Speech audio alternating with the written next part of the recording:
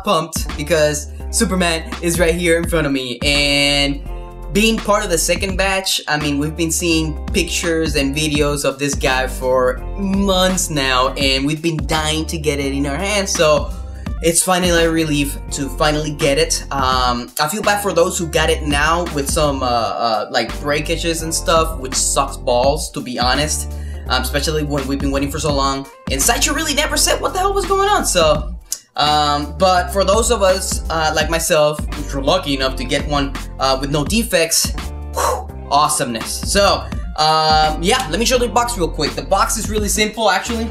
It just has that big S in the front. It doesn't even say Superman on here. It just has the S in the back, which I'm guessing is the S that would go in the cape. And yeah, Sideshow Collectibles, the little exclusive, but exclusive sticker.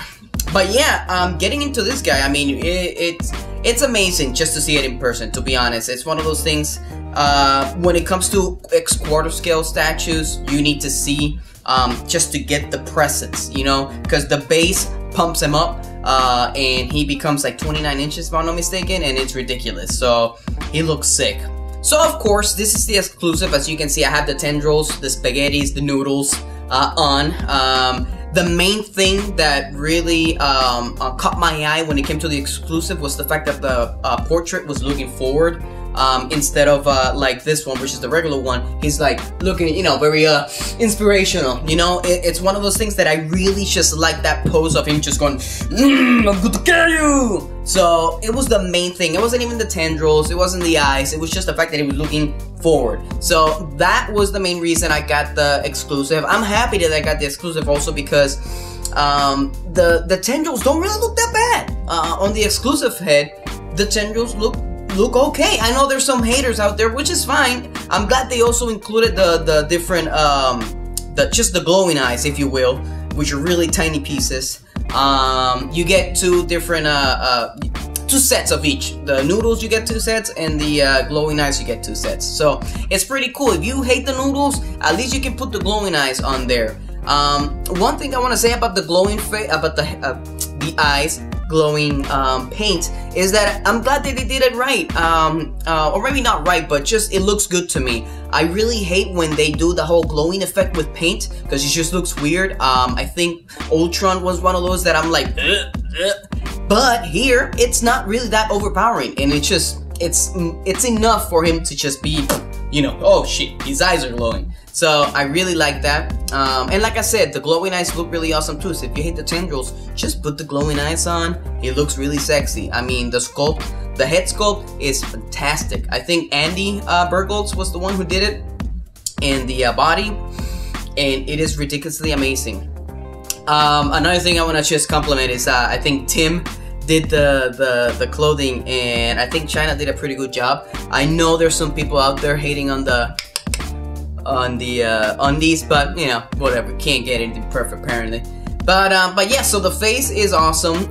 The other head is fantastic as well. There's nothing wrong with that head. There's two incredible portraits that you can pose this guy. They're both iconic, at least to me, you know, like I said, looking forward, and then you got the I'm inspired one. So they're all awesome. The pretty cool thing that I see about this, the regular portrait, is the fact that you can pose him like this. So he's looking this way, and you get this effect of the cape with you. So you can see how this would be, you know, pretty much the way you want to pose it. So that's kind of cool.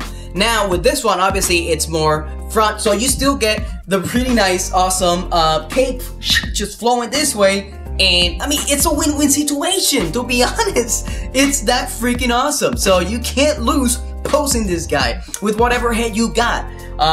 Face. I'm gonna show you what I do personally to change the head so I don't get it messed up, because the red of the cape hits this part, the collarbone of the head sculpt, and it, you know, just paints it red, which is a pain in the ass.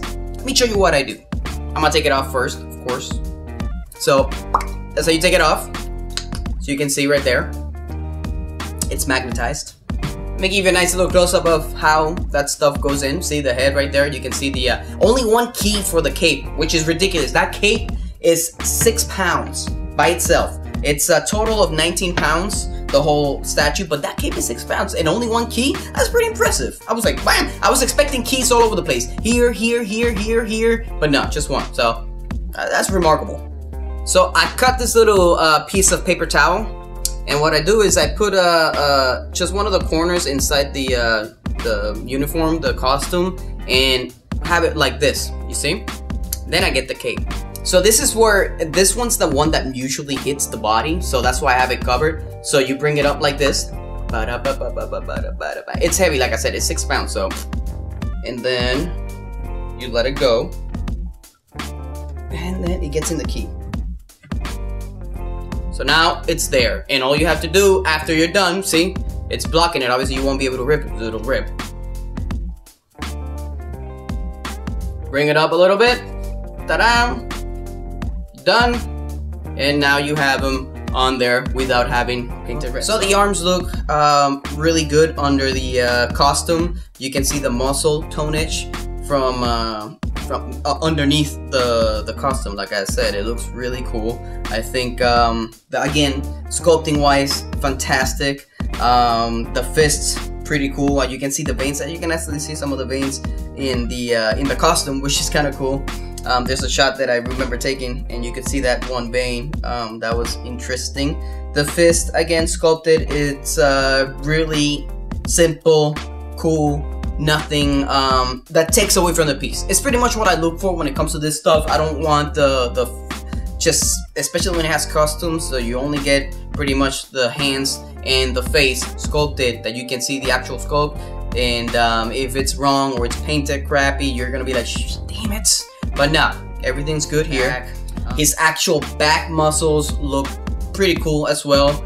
It's one of those things that you really, you won't see because the cape's gonna be there, so humongous, but it's there, and again, pretty awesome. I think the execution of the blue part of the costume was fantastic. I mean, you gotta just account for all the crap where it goes in and all this stuff. So I think again they did awesome, and I think China replicated it, pretty whatever. Can't even talk. So that's awesome. Being back there, the cape looks fantastic, as you can see right here, and from the close-up shots. It is one of those things where I was thinking about the cape, and I'm like, why didn't they do it like a cloth cape, postable cape? And to be honest, it's really, I don't think you would be able to get this kind of volume, if you will, with a cloth cape, because it would have to have just wires everywhere in order to just get that pose. And my wife was impressed, and she's like, wow, that cape looks amazing. So when people that don't collect stuff, are impressed by how the appearance, they did something good. So, but I definitely appreciate the sculpted one, and it just gives it this iconic look to him. So I'm pumped with it. 6 pounds though. That's a lot of polystone. It smells delicious, by the way. Polystone air fresheners. When are we gonna get them? But then you got the iconic S in the chest. Okay, the chest looks great. The sculpt, again, I think Andy just kicked some ass in it. I can't really say anything negative about it. The only negative, it's not even about the sculpt, it's about the actual S. There's glue that I'm guessing the red part of the S got glued on the yellow, and there's just some minor glue pumping out. It's like green too. It's like, look. But you can kind of see it. I mean, you gotta get really close to it if you have it. But it sucks that I'm afraid of messing up the statue trying to remove that glue. So I'm not gonna touch it. I have it posed like up there, so you really can't even notice the glue. But if you're close to it, you can definitely see. It looks like he was taking boogers out, and done. So, but the S looks fantastic. I think it was cut fine. That was one of the things that I was worried about, the cut. I didn't want it to be sloppy. I wanted it to be well executed, and I think they did a phenomenal job on there.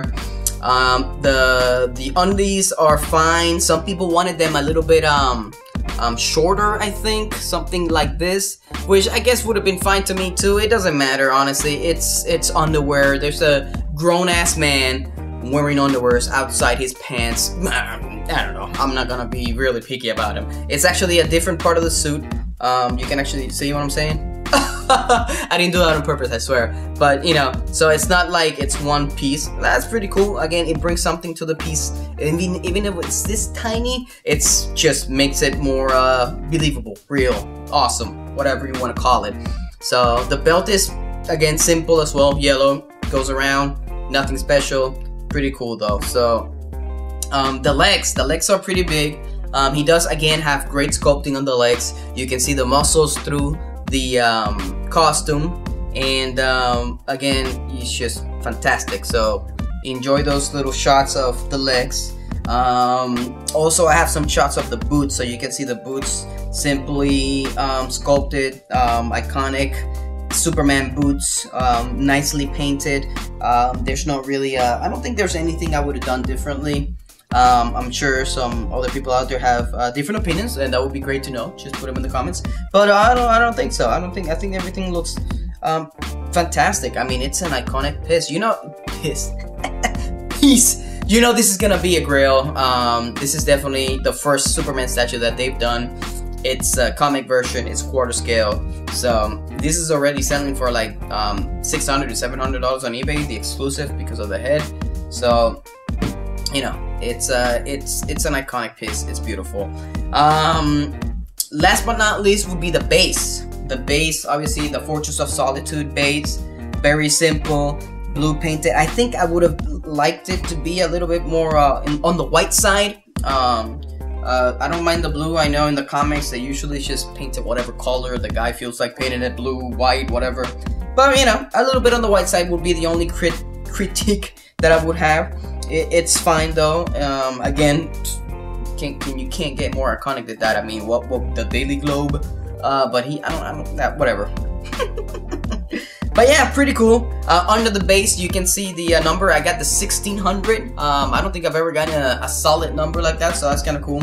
From 2500. Big edition sizes for this guy. The regular has 5000, and this is 2500. So they're pretty big. But yeah. So pretty awesome. I don't think there's anything else I need to say about this figure. Guys, let me know what you think of this guy in the comments. If you haven't had him already, let me know what's crackalackin'. Do you still like it after all these months? If you're waiting for it, I hope you get it soon. But yeah, so I am out. Thanks for watching, guys. Laters!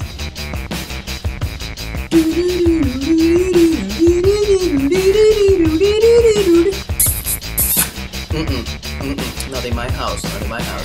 Hey, what's crackalackin'? Nothing here, it's just being an adult. Listen, if you liked and enjoyed this review, let me know. Put it in the comments. If you didn't like it, give me a thumbs down, but let me know why. Give me a thumbs down. I don't know what's crackalackin'. Anyways, hit that button up there. Subscribe if you like it, because I'm definitely gonna be making more videos. Anyways, I am out. Thank you guys for watching all the way to the end. I can't believe you're still watching this. It's pretty crazy, but you guys rock. Anyways,